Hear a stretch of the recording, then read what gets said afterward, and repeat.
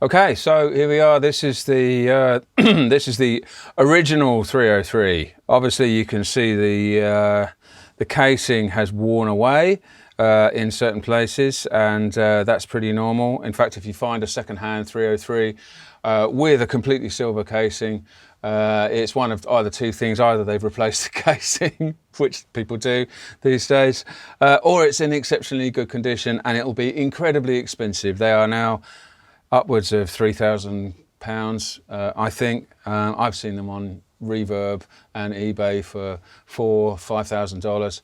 So yeah, this is on loan from me from a good friend of mine called Theo Goebel, and he wasn't using it. So there you go. It's I've been giving it some love.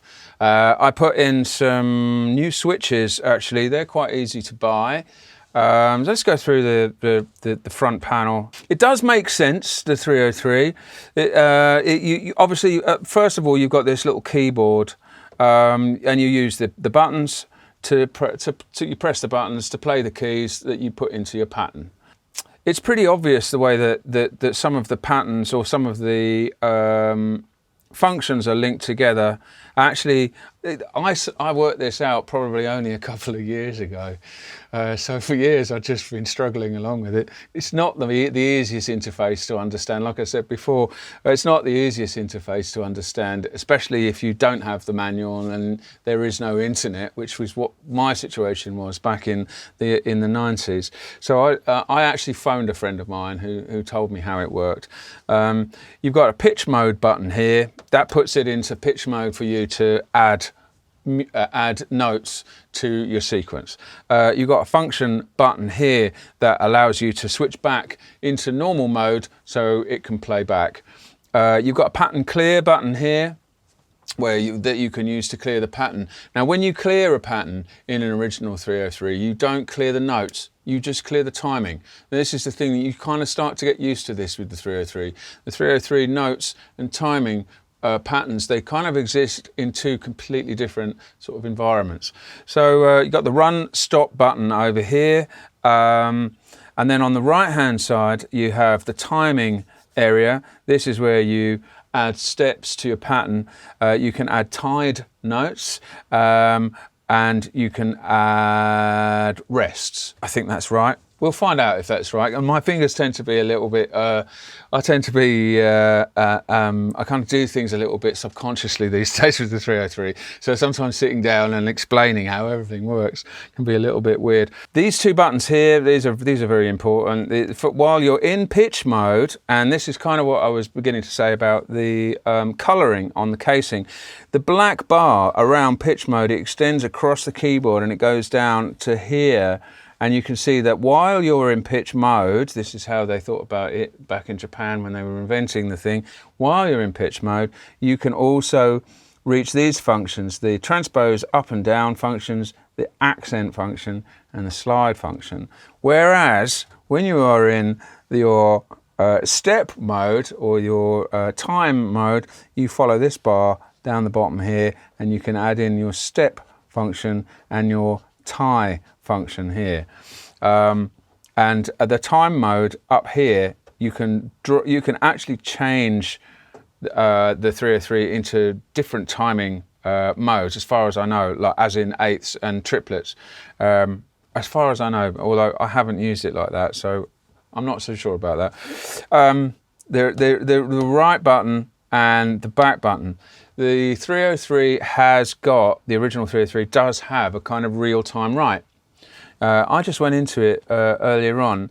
You basically, when you're in right mode, you can clear a pattern and it will make, as it's playing, and it will make a kind of count, a sort of count in for you, like a little metronome, and then you can tap the pattern in and you can jump back and forth through the pattern using these buttons.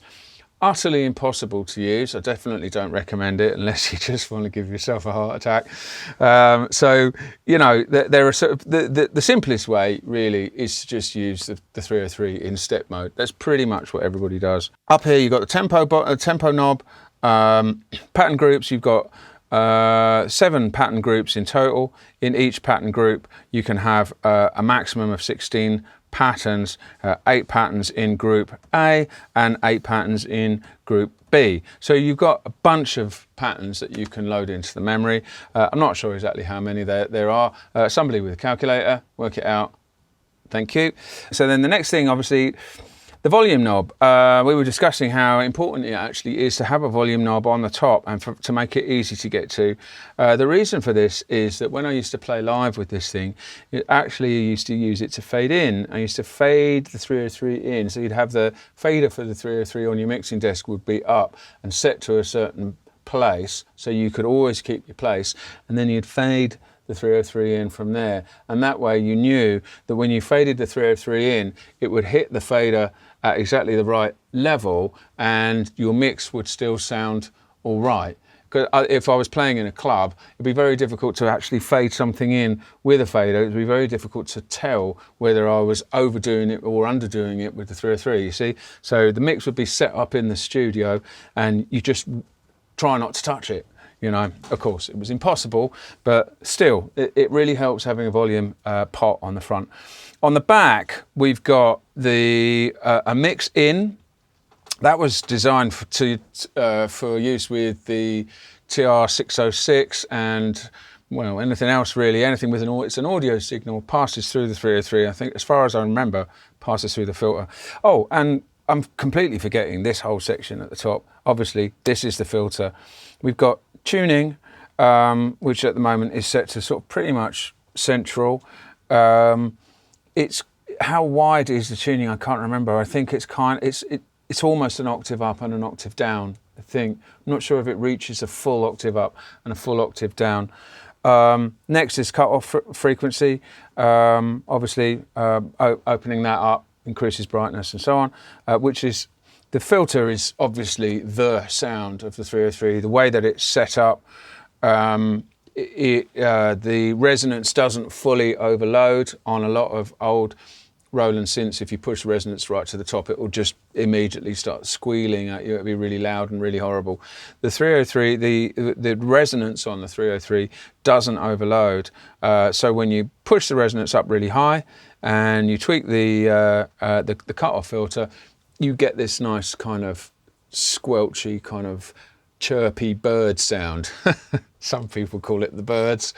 I don't know really what to call it. It's squelchy, but it's nice. You've got an envelope mod here. It's pretty simple, the envelope mod. It really is just kind of plays with the attack of the envelope. The envelope is kind of always on the 303. The 303 always has a kind of fairly short note. You can adjust the decay of the note with the decay here and the attack of the note with the envelope mod. And that envelope mod also sort of modifies the filter as well. So actually I think the envelope mod is just modifying the filter and the decay is modifying the note slightly, possibly modifying the filter. Now, I'm not an electronics expert, so I couldn't be 100% certain. But anyway, decay makes your note slightly longer. Envelope modification gives you a slight change in the attack. And then, of course, the glorious thing is the accent. So really, like the kind of the main sound of the 303 is the accent, which at the moment is up full. You have to apply accent to notes, and when you do that, especially when the resonance is up high, you'll get a kind of wow sound. And that was probably one of the first things that really kind of blew my mind with the 303, was this kind of wow kind of thing that it does. So we'll get into that in a second. On the back, we've got the mix in. We've got the waveform switcher. We can switch between the square wave or the sawtooth wave.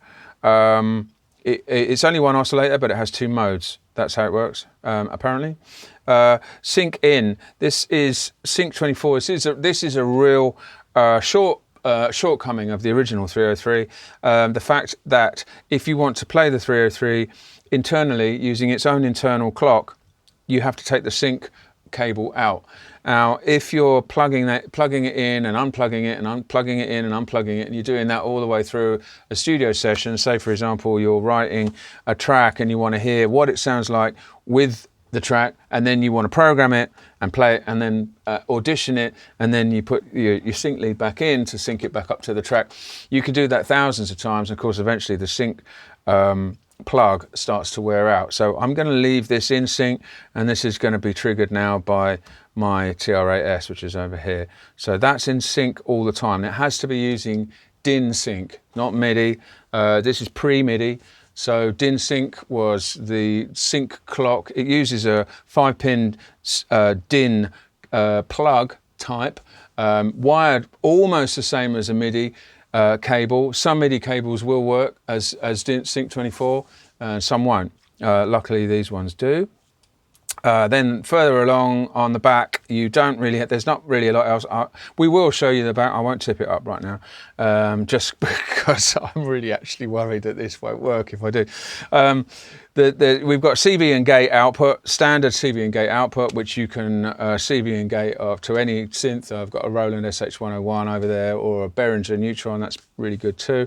You've got headphone output, a regular TRS 1/4-inch jack output, and a 9-volt DC input. The 303 also runs on batteries. They are Type C, I think. Can't remember, but yeah, I think it takes 6 of them.